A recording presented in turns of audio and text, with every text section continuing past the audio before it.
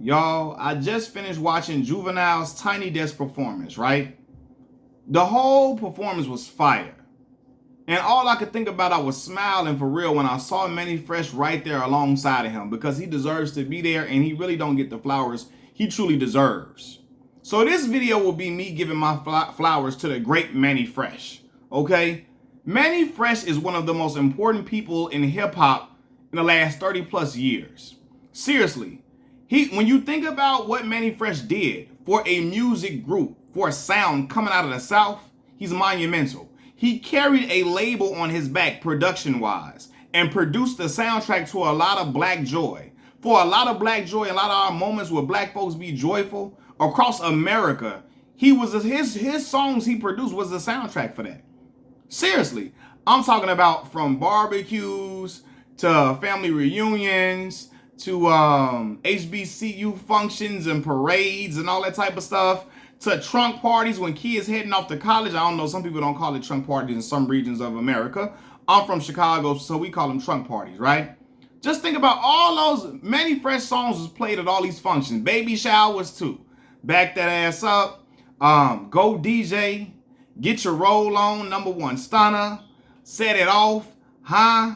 All these, like, for real. Like on the Tiny Desk, they did high. Set it off, 400 degrees. What? See me, I eat, sleep, shit, and talk rap. You see that 98 Mercedes on TV, I bought that. I had some felony charges, I fought that. And if what do you say, if I ain't a hot boy, then what do you call that?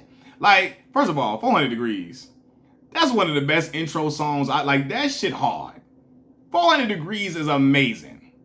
Seriously. But anyway, all these different songs that's been played at all these different functions. Project Chick, all of that. Mannie Fresh is the mastermind behind all of that. And listen, I don't care if they had Wayne and Juvie.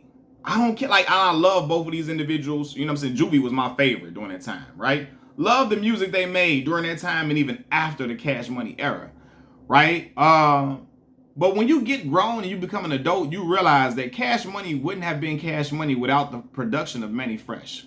Without Mannie Fresh, not even just his production. The hooks he made, the little bridges he had in songs, like the memorable lines that he had. So Mannie always came through with some fresh, fire, fun lyrics for real that everybody remembers. And it's evident when you see him in the crowd rapping his part on Back That Ass Up. When he's in the crowd at Tiny Desk. And everybody is getting live and smiling and they know Mannie part. Because it's iconic. My mama loved that part in Back That Ass Up for real, right? And look, I'm in Chicago. I'm not nowhere near Louisiana, right? People was playing all them Cash Money songs. All that, the Hot Boys, all the people was playing it all the time. Seriously, I remember my cousin was playing AAU ball.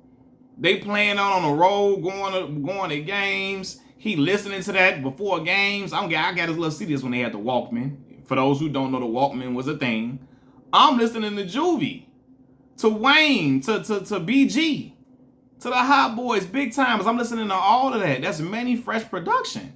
Just think about it. Like, one of my cousin's favorite songs, okay, is Still Fly. Him and his baby mama. Gator boots with the pimped out Gucci suit. Them Gucci suits? Like, what?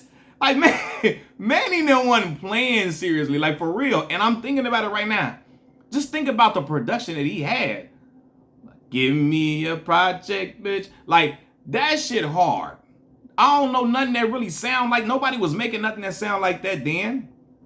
At that time, outside of what, Timberland? At that point, Mars might say for real a little bit. No, that was a different sound, man.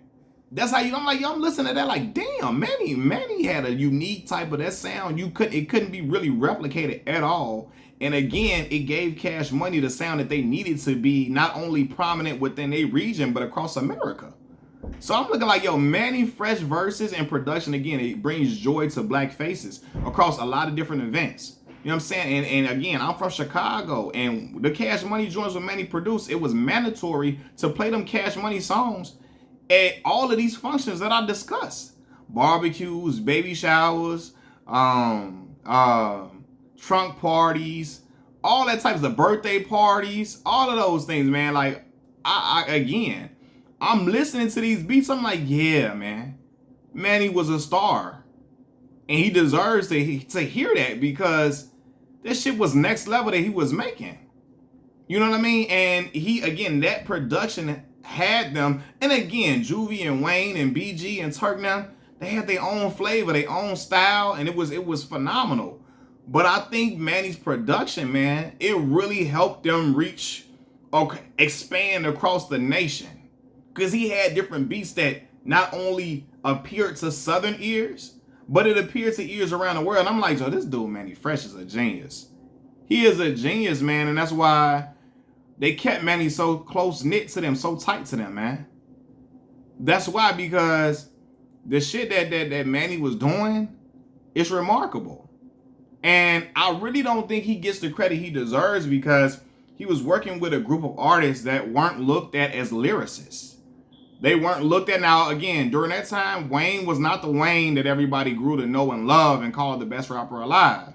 When he was with Cash Money, granted, Wayne was rapping, but he wasn't rapping like he is now, or, you know, like he eventually would be at that time, right? So nobody was looking at Wayne as this ultimate lyricist. Nobody was looking at Juvie as an ultimate lyricist, BG, Turk, none of them. They just enjoyed the music.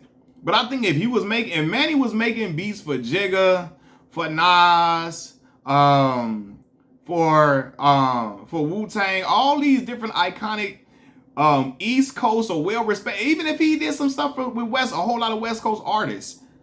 If he was working with Pac or some iconic artists like that, Dre did some production for Dre, or when Dre was rapping and people was writing for Dre or whatever, I think he would be looked at and be more revered than what he is.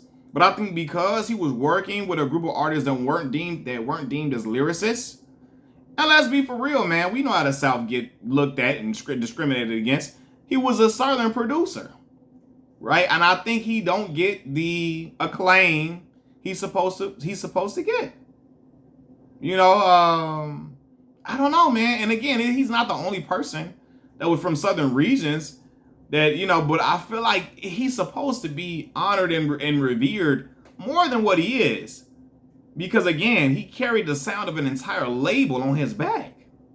And that shit is hard to do, to keep making platinum records after platinum albums, hit singles after hit singles. Bling, bling. Every time I come around, I did it, bling, bling. Like, that shit hard. Like, come on, Mannie, now. And I'm thinking about even on the first Carter. That shit was majority Mannie. And that first Carter, so fire. Like, again, he played parts of Go DJ.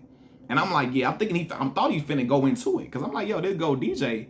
Miles don't remember Go DJ was like a real big record. But then when you hear Go DJ, then he transitioned to stuff like, what's my joint? Hoes. Let's just talk about hoes. Can we talk about hoes? That's yeah. Oh, that whole album, man. Was that on? That was on the first Carter.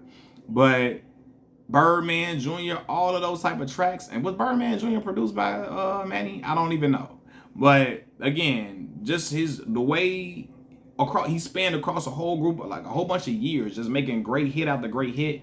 I think he needs to be revered more than what he already is, man. So shout out to Mannie Fresh, shout out to Cash Money for doing what they do, you feel me? But like, I looked at that damn Tiny Desk, I'm like, yeah, Mannie and them was on some whole different wavelength at that time, and they should be saluted for that and for what they really did in music as some young boys coming out of the South. And again, we know how the South was really discriminated against and looked at as inferior in hip hop. A lot of people don't like to acknowledge it, but they were, right? And they provided some shit for not only Southern people to vibe with, a whole bunch of people to vibe with, even outside of black folks. Because in that Tiny Desk audience, it wasn't just black people in there vibing to the music. White folks was in there and everything. So, yeah, man, that shit, Mannie would never be forgotten. And he is a legend, and he should be honored and revered as such. So I had to get that man his flowers for sure, man. Machiavelli Mills TV, I'm out. Peace.